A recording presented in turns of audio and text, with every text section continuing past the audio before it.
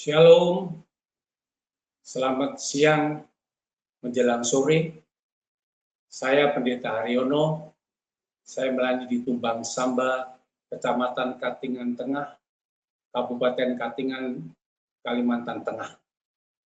Saya melayani sebagai staf pengajar di STT Tian Eka Sabda Tumbang Samba, dan juga melayani gereja perintisan di tepi Sungai Katingan. Terima kasih untuk kesempatan yang indah untuk saya bisa berjumpa dengan Bapak Ibu saudara dikasihi Tuhan. Sebelum kita belajar firman Tuhan bersama-sama pada kesempatan ini, mari kita berdoa agar Tuhan menolong kita bisa memahami, mengerti kebenaran firman Tuhan yang kita pelajari pada hari ini. Tuhan Yesus, kami berterima kasih untuk kesempatan ini, untuk kami boleh belajar firman-Mu. Kami menyadari keberadaan kami yang penuh kekurangan dan kelemahan, dan kami butuh firman Tuhan. Firman-Mu adalah pelita bagi kaki kami, terang pada jalan kehidupan kami. Dan saat kami belajar firman Tuhan yang akan diberitakan pada sore hari ini, Roh Kudus mengurapi kami yang mendengarkan firman Tuhan dan juga mengurapi hamba-Mu yang menyampaikan firman Tuhan, agar hamba-Mu mampu memberitakan firman Tuhan seturut dengan kehendak Tuhan.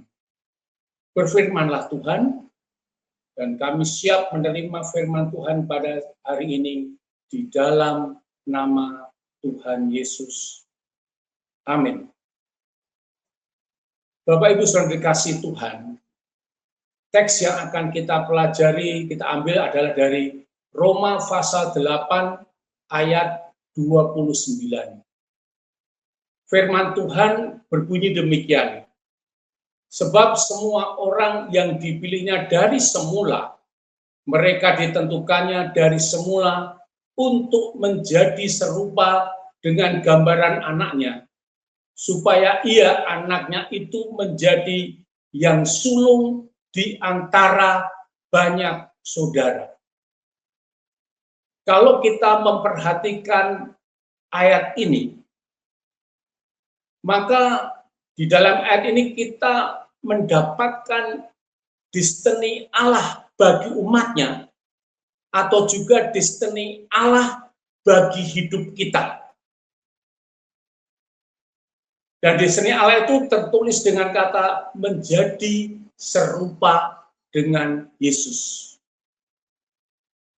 Hal inilah yang akan kita pelajari bersama-sama saat kita mempelajari firman Tuhan pada hari ini. Hidup menjadi serupa dengan Yesus. Hidup menjadi serupa dengan Kristus. Dalam kekristenan berarti kita membiarkan karakter, kasih, dan pikiran Yesus Kristus nyata dalam hidup kita sehari-hari. Perhatikan penjelasan ini. Waktu kita dikatakan hidup menjadi serupa dengan Kristus, kita itu membiarkan agar karakter, kasih, pikiran Yesus itu nyata dalam hidup kita sehari-hari. Perhatikan ini. Kita menyatakan, kita menunjukkan hidup serupa dengan Yesus dalam praktek hidup kita setiap sehari-hari. Sikap hidup ini, perhatikan, sikap itu bukan hanya untuk meniru perbuatan Yesus, melainkan membiarkan Roh Kudus bekerja membentuk karakter kita agar semakin memancarkan kemuliaan Yesus. Jadi saudara memperhatikan bahwa waktu Tuhan memanggil kita, memilih kita, maka Dia punya destiny agar melalui hidup kita ini kemuliaan Yesus dilihat oleh banyak orang, diketahui oleh banyak orang, dan Tuhan mau kita hidup menjadi serupa dengan Yesus. Lalu bagaimana saudaraku kita bisa hidup menjadi serupa dengan Yesus? Untuk kita bisa hidup menjadi serupa dengan Yesus, yang pertama, kita harus hidup bertumbuh dalam Yesus. 2 Petrus 3:18 mengatakan, tetapi bertumbuhlah dalam kasih karunia dan dalam pengertian akan Tuhan dan Juru Selamat kita Yesus Kristus. Baginya lah kemuliaan sekarang dan sampai selama-lamanya.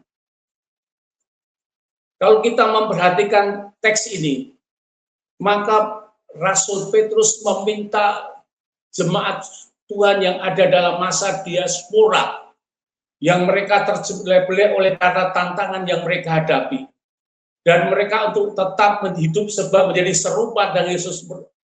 Petrus menasihatkan, bertumbuh dalam kasih karunia dalam pengenalan akan Tuhan Yesus Juru Selamat kita. Saudaraku, pengertian bertumbuh bukan hanya sekedar tahu tentang Yesus, tetapi mengalami perjumpaan pribadi dengan Yesus setiap hari. Semakin kita mengenal Yesus, kita akan semakin menghidupi firman-Nya. Sama seperti pohon membutuhkan akar untuk menyerap nutrisi dari tanah, orang percaya perlu berakar kuat dalam firman Tuhan untuk dapat bertumbuh dalam Yesus. Jadi saudaraku yang terkasih, untuk kita bertumbuh dalam Yesus dan bisa bertumbuh kuat di dalam Dia, maka kita harus digambarkan seperti pohon yang selalu menyerap nutrisi dari tanah, yang membuat kita pohon itu bertumbuh kuat. Demikian juga nutrisi yang menjadi kita bertumbuh kuat adalah firman Tuhan. Dalam Matius pasal 4 ayat 4 mengatakan, Yesus mengatakan, ada tertulis, manusia hidup bukannya dari roti saja, tetapi dari setiap firman yang keluar dari mulut Allah. Saudara perhatikan kata-kata Yesus saat dia menghadapi pencobaan iblis yang meminta merubah batu menjadi roti.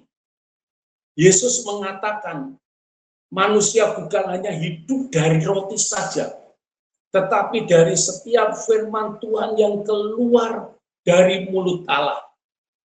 Dari ayat ini, firman Tuhan menegaskan bahwa manusia tidak hanya butuh makanan rohani, makanan jasmani, roti dan lain sebagainya, untuk bertahan hidup. Tetapi mutlak memerlukan firman Tuhan sebagai makanan rohani demi tumbuhnya dalam keselamatan dan kehidupan sejati. Perhatikan ini saudara, manusia hidup bukannya dari roti saja, tetapi dari setiap firman yang keluar dari mulut Allah. Jadi dalam hal ini Yesus menekankan kepada kita, Yesus kembali memberitahukan kepada kita betapa pentingnya firman Tuhan itu bagi hidup kita. Sama seperti tubuh memerlukan nutrisi, asupan gizi setiap hari agar kita tidak sakit dan lemah. Roh kita juga membutuhkan makanan agar kita tidak mati. Ingat saudaraku, tanpa firman Tuhan tidak mungkin kita sehat secara fisik, tetapi kita akan mengalami kekeringan dan kehampaan batin kita. Jadi dengan demikian maka firman Tuhan itu penting bagi hidup kita. Ingat saudaraku, setiap firman yang keluar dari mulut Allah adalah penuntun, penghibur, dan pedoman untuk bertumbuh dalam Yesus. Saya ulang lagi, setiap firman yang keluar dari mulut Allah adalah penuntun, penghibur, dan pedoman untuk bertumbuh dalam Yesus. Saat kita menghadapi permasalahan hidup, firman Tuhan memberikan kekuatan untuk kita menang. Puji Tuhan. Untuk hal itu saudaraku, mari kita mendisiplin diri untuk membaca firman Tuhan setiap hari. Jadikan firman Tuhan seperti kita menikmati makanan setiap hari, kita juga menikmati makan rohani melalui firman Tuhan yang kita baca setiap hari. Saya selalu mendisiplin diri. Saya setiap pagi, begitu saya sudah selesai bangun, berdoa bersama istri saya, lalu saya mengambil waktu untuk membaca firman Tuhan. Dan saya mempunyai target dalam hidup saya, bahwa di dalam setiap tahun, paling tidak dalam setiap setengah tahun sekali, firman Tuhan dari Kejadian sampai Wahyu saya baca. Hari ini saya sudah membaca sampai kepada kitab Ibrani, pasal yang ke-8.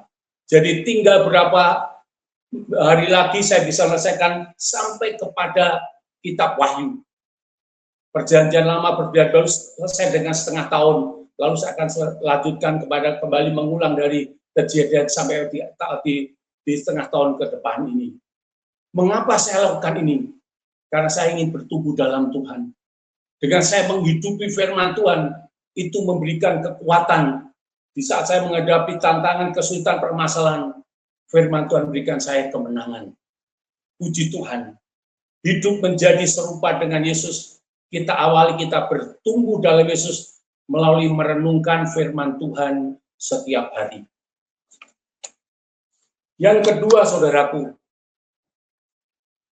hidup meneladani Yesus. Firman Tuhan dari 1 Yohanes pasal 2 ayat 6 mengatakan, barang siapa mengatakan bahwa ia ada di dalam dia, ia wajib hidup seperti Kristus telah hidup.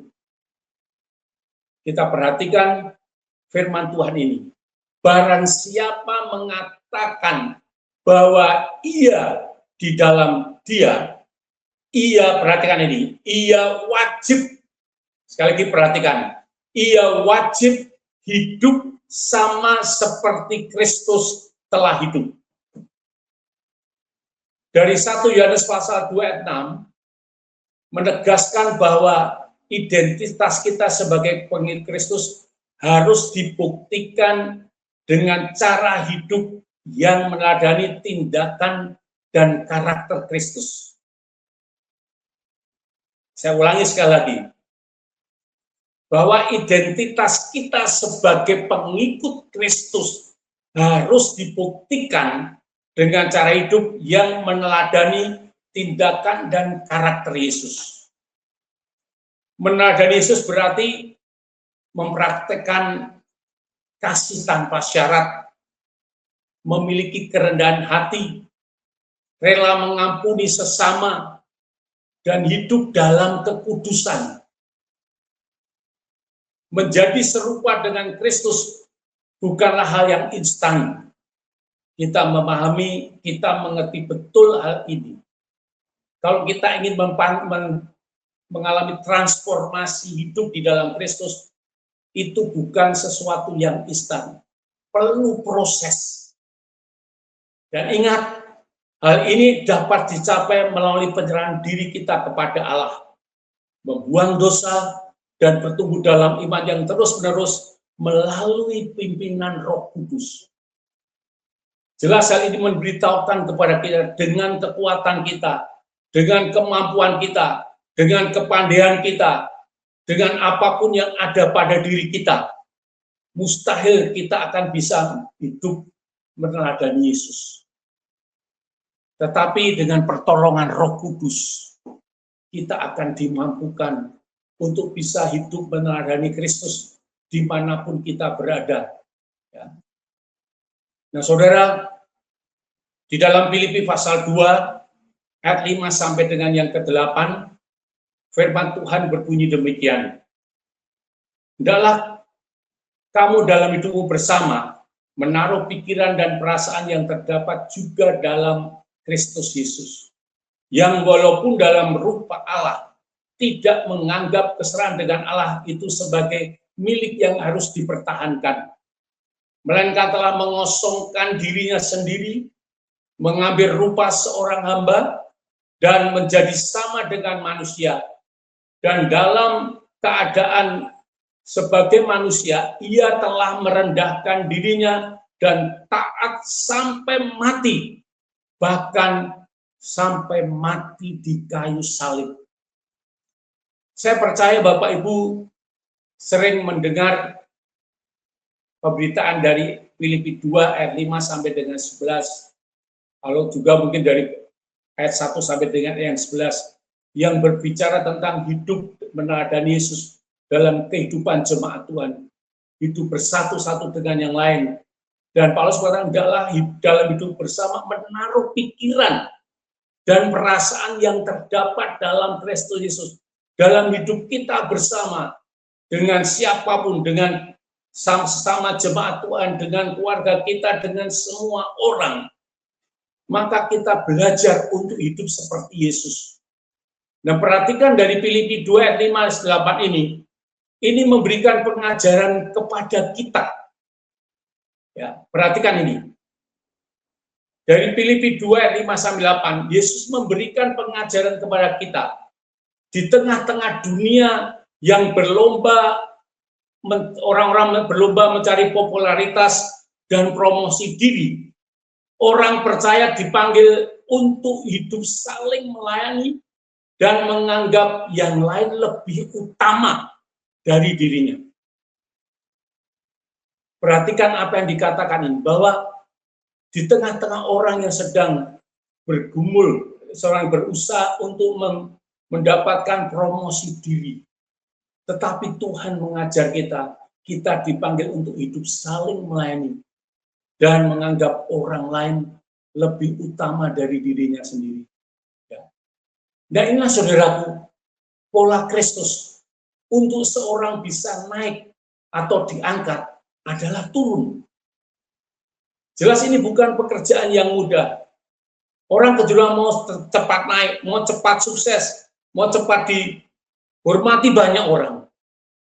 Tetapi Tuhan mengajar, sebelum kamu naik, belajar untuk turun. Hidup sebagai hamba. Ingat apa yang dilakukan Yesus. Dia harus mati disalib, mati direndahkan. Tetapi saat dia mati direndahkan, dia dikatakan, dia mengangkat banyak orang, ya. Maka nama Yesus ditinggikan. Saat kita direndahkan dalam pelayanan dan ketaatan kepada Tuhan, ingat, dia akan meninggikan kita pada waktunya.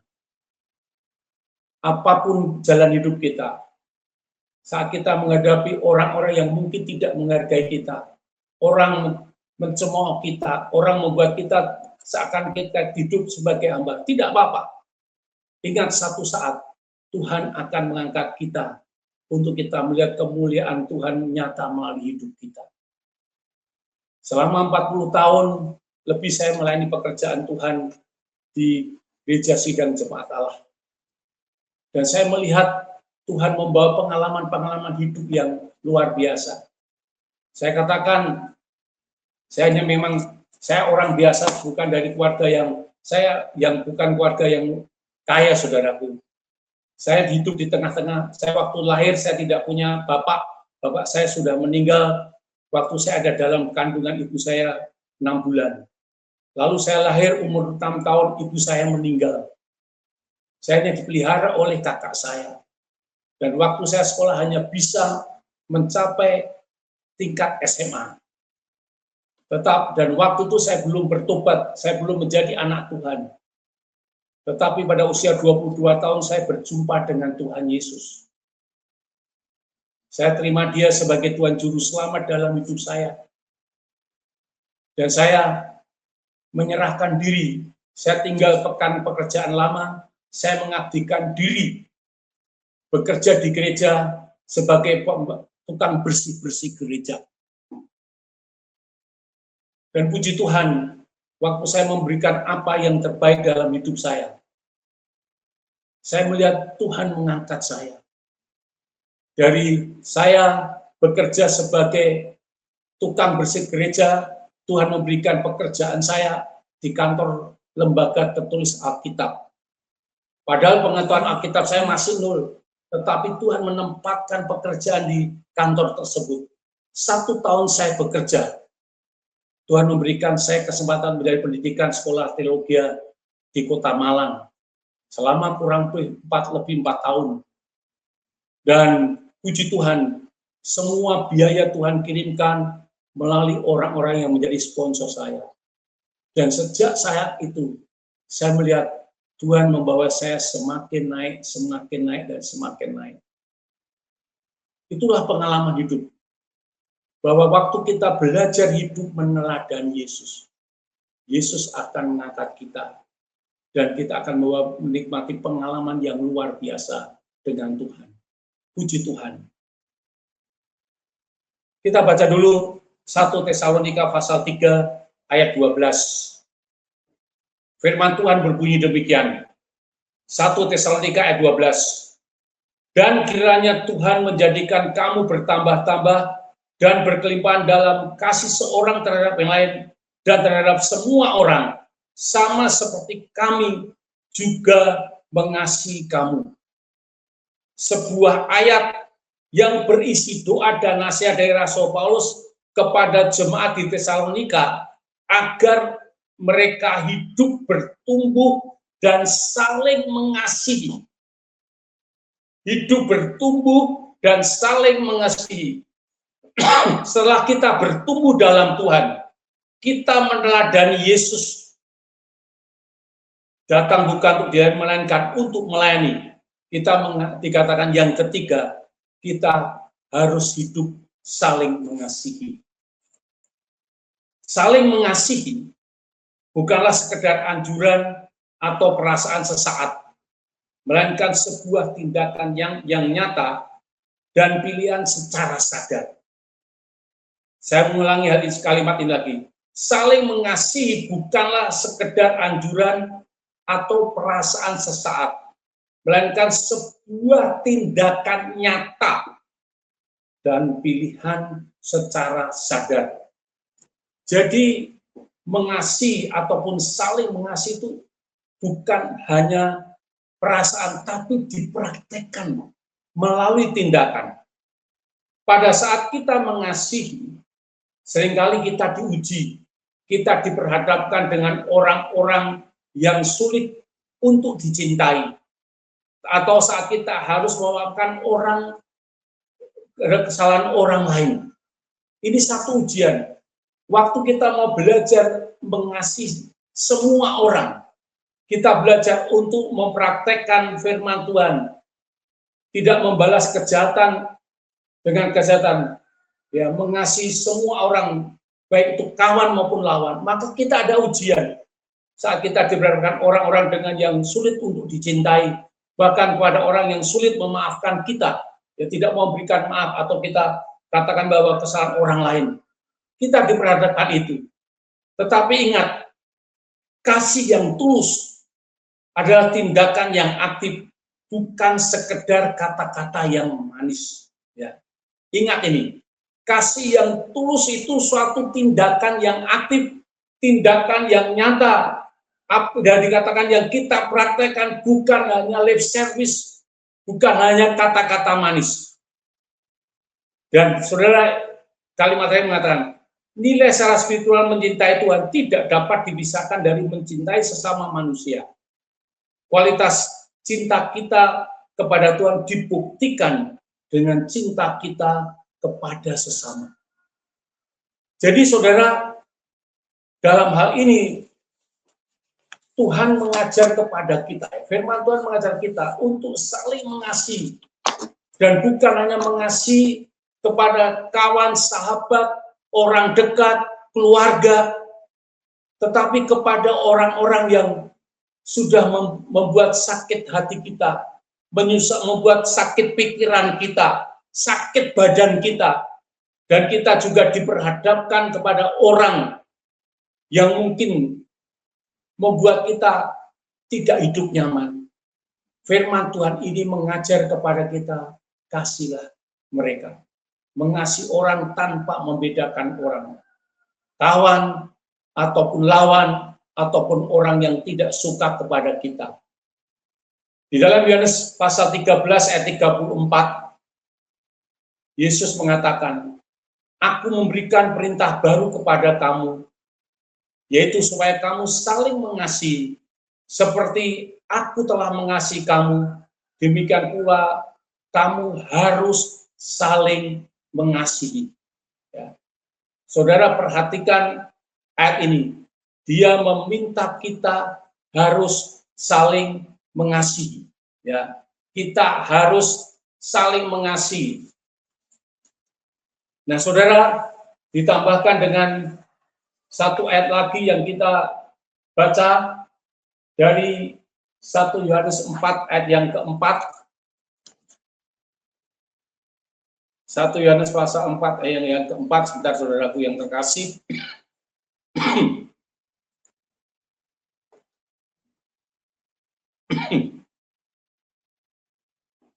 Perhatikan firman Tuhan ini ya.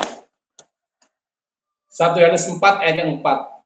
Saudara-saudara yang terkasih, marilah kita mengasihi, sebab kasih itu berasal dari Allah. Dan setiap orang yang mengasihi lahir dari Allah dan mengenal Allah. Perhatikan bahwa kita harus mengasihi, sebab dikatakan kasih itu berasal dari Allah. Setiap orang yang mengasihi, ia lahir dari Allah dan mengenal Allah. Nah, ayat tersebut menjadi pesan bagi kita. Yesus memberikan pesan untuk kita saling mengasihi. Seperti Yesus mengasihi kita. Nah, umat Kristen, kita sebagai orang percaya Yesus, kalau kita ingin hidup menjadi serupa dengan Kristus, maka kita harus mengasihi semua orang. Kita saling mengasihi dengan siapapun. Dan seperti kita mengasihi diri kita sendiri, kita harus mengasihi orang lain seperti Yesus mengasihi kita. Kita lihat bagaimana Yesus mengasihi kita. Kita orang berdosa. Kita sudah dikatakan karena dosa, kematian kekal menjadi milik kita. Tetapi Yesus mengasihi kita. Dia mengorbankan hidupnya mati di salib untuk kita. Dia mati karena dia mengasihi kita. Dan saat kita menerima Yesus Tuhan Juru Selamat kita, dosa kita diampuni, kita diselamatkan. Itulah bukti kasih yang luar biasa Yesus dalam hidup kita. Dan Tuhan mau kepada kita yang sudah menikmati kasih Allah itu, mari kita juga mengasihi semua orang. Kita harus hidup saling mengasihi dimanapun kita berada. Saudara perhatikan, kalau kita menghidupi kasih, mempraktekkan kasih dalam hidup kita, maka kita lihat dampak positif bagi lingkungan kita. Ada dua hal dalam dampak positifnya. Saat kita mempraktekkan kasih, kita turut menciptakan lingkungan yang penuh kedamaian dan menjadi teladan bagi dunia di sekitar kita. Saya ulang lagi, dampak positif yang pertama ini, saat kita mempraktekkan kasih, kita turut menciptakan lingkungan yang penuh kedamaian dan menjadi teladan bagi dunia di sekitar kita. Jadi kita melihat apa yang terjadi dengan jemaat mula-mula. Kalau Bapak Ibu Saudara membaca dalam Kisah Rasul pasal 2 ayat 41 sampai dengan 47, di sana dicontohkan bahwa jemaat mula-mula yang anggotanya terdiri dari 3.000 orang, maka mereka hidup saling mengasihi, ya, saling membagi, dan itu dipraktekkan baik saat mereka ada dalam persekutuan gereja maupun di luar gereja.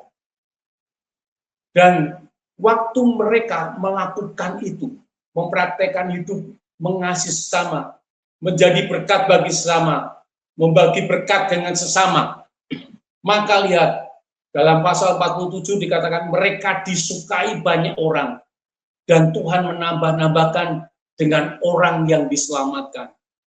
Jadi waktu kita belajar menghidupi firman Tuhan, bertumbuh dalam kasih, dikatakan waktu kita menciptakan lingkungan dengan kasih, maka kita menjadi teladan bagi banyak orang.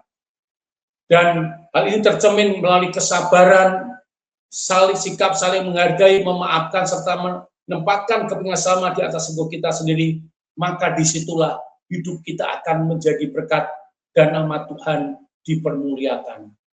Saudaraku yang terkasih, ada 3 hal yang diberi yang kita pelajari ini untuk kita bisa menjadi serupa dengan Yesus. Maka yang pertama, kita harus bertumbuh dalam Yesus. Yang kedua, kita harus hidup meneladani Yesus. Yang ketiga, kita hidup saling mengasihi. Nah, pada akhirnya, waktu kita hidup menjadi serupa dengan Yesus, maka ada 3 aspek. Yang pertama, setialah membaca firman Tuhan dan mempelajari ajaran kehidupan Yesus untuk bertumbuh dalam Yesus. Mari kita tingkatkan kesetiaan kita mempelajari firman Tuhan di setiap hari. Ya. Setiap minggu kita mendengar firman Tuhan dalam ibadah di gereja. Tetapi pertanyaannya, apakah kita juga mengisi firman Tuhan setiap hari dalam disiplin rohani kita setiap hari?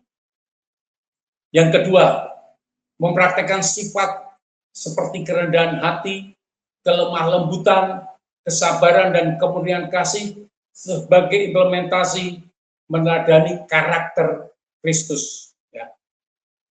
Ingat saudaraku, karakter Yesus harus kita implementasikan, kita praktekkan dalam hidup kita. Belajar untuk rendah hati, belajar untuk lemah lembut, belajar sabar dalam situasi apapun, dan memiliki kemurnian kasih. Dan yang ketiga, memiliki hati yang rela berkorban dan melayani tanpa pamrih. Maka waktu kita menghidupi 3 aspek ini dalam praktek hidup kita setiap hari, saya percaya melalui hidup kita nama Tuhan dipermuliakan. Hidup kita menjadi berkat bagi banyak orang dimanapun kita berada. Sehingga melalui apa yang kita lakukan maka banyak orang akan berjumpa dengan Tuhan Yesus. Kiranya Tuhan menolong kita agar kita hidup menjadi serupa dengan Yesus. Tuhan memberkati firman-Nya pada hari ini. Mari kita berdoa. Tuhan Yesus, terima kasih untuk waktu dan kesempatan yang Tuhan berikan kepada kami mendengarkan firman Tuhan pada hari ini.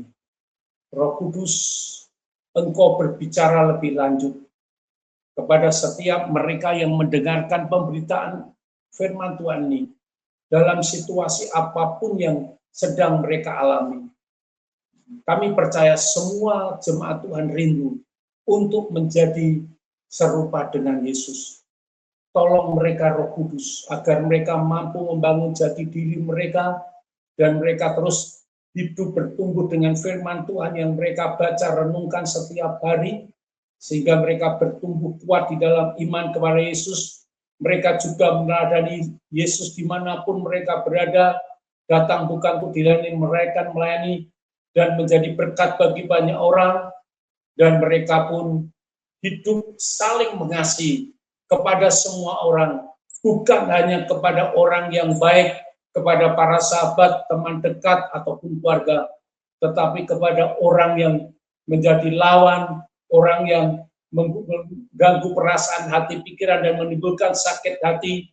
Tolong untuk kami bisa mengasihi mereka, sehingga melalui kami mengasihi mereka, nama Tuhan dipermuliakan, ditinggikan, dan kami menjadi berkat bagi banyak orang. Terima kasih Tuhan Yesus untuk kesempatan kami mendengarkan firman Tuhan hari ini. Kami percaya mereka yang mendengarkan diberkati Tuhan. Dalam nama Tuhan Yesus kami berdoa. Haleluya. Amin.